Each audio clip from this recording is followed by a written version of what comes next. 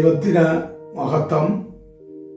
ഏവർക്കും വീണ്ടും വരുന്ന കർത്താവായ യേശു ക്രിസ്തുവിന്റെ മാധുര്യ നാമത്തിൽ സ്നേഹ വന്ദനത്തെ അറിയിക്കുന്നു.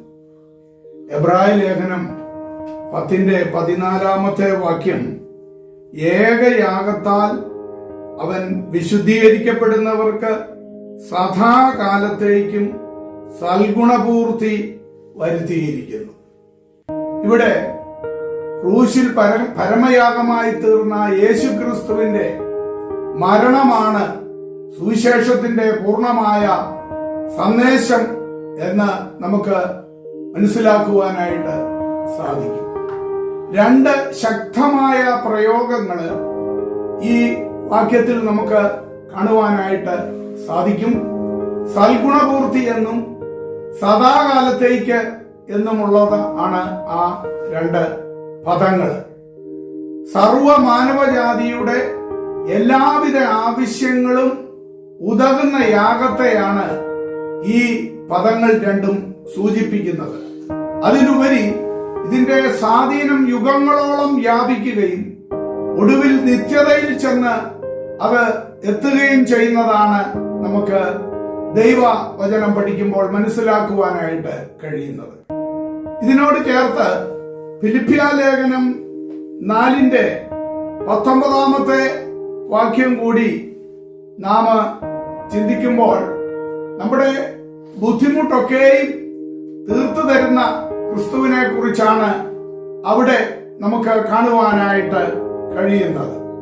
അഥവാ ബുദ്ധിമുട്ടൊക്കെയും എന്നത് ശരീരം, ദേഹി, മനസ്സ് അഥവാ വിചാരവികാരങ്ങള് കൂടാതെ ഭൗതിക ആവശ്യങ്ങളും സാമ്പത്തിക വിഷയങ്ങളും ഉൾപ്പെടെയുള്ള ജീവിതത്തിന്റെ എല്ലാ മേഖലകളിലും അത് ഉൾക്കൊള്ളുന്നതായിട്ട് നമുക്ക് മനസ്സിലാക്കുവാനായിട്ടും സാധിക്കും.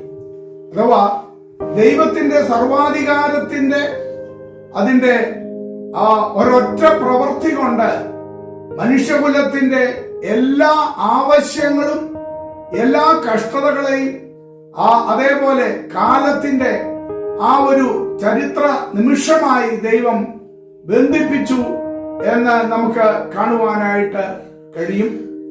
കാലത്തിന്റെ ബഹുവിധ പ്രശ്നങ്ങൾക്ക് പല വിധത്തിലുള്ള പരിഹാരങ്ങളല്ല ദൈവം നൽകിയിരിക്കുന്നത്. പ്രത്യുത എല്ലാ പ്രശ്നങ്ങൾക്കുമുള്ള ദൈവത്തിന്റെ മറുപടിയായി ഏകവും എന്നാൽ എല്ലാറ്റിനും ഉതകുന്നതുമായ ഒരു വാഗ്ദത്തമാണ് അഥവാ ഇവിടെ നമുക്ക് മനസ്സിലാക്കുവാനായിട്ട് കഴിയുന്നത്. ആ പരിഹാരം ലഭിക്കുന്നതിന് നാം എല്ലാവരും ഒരിടത്തേക്ക് തന്നെ ചെന്നെത്തേണ്ടിയിരിക്കുന്നു. ആ ഏക അഭയസ്ഥാനം യേശു ക്രിസ്തുവിന്റെ ക്രൂശ് മാത്രമാണ് എന്നാണ് വ്യക്തമാക്കുന്നത്.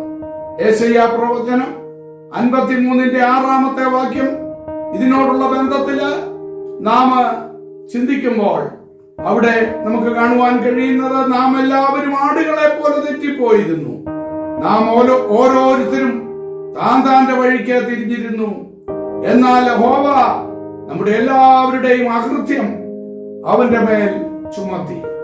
ഇവിടെ ആ ക്രിസ്തുവിൽ കൂടിയുള്ളതാകുന്ന പൂർണ്ണമായ രക്ഷ നമുക്ക് മനസ്സിലാക്കുവാനായിട്ട് കഴിയുകയാണ്.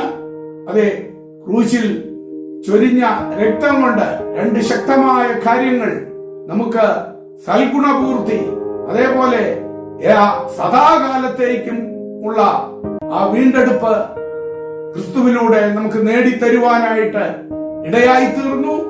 ആ ദൈവകരങ്ങളിൽ വീണ്ടും നമ്മുടെ ആശ്രയം പുതുക്കിക്കൊണ്ട് നമുക്ക് മുൻപോട്ട് നീങ്ങാം.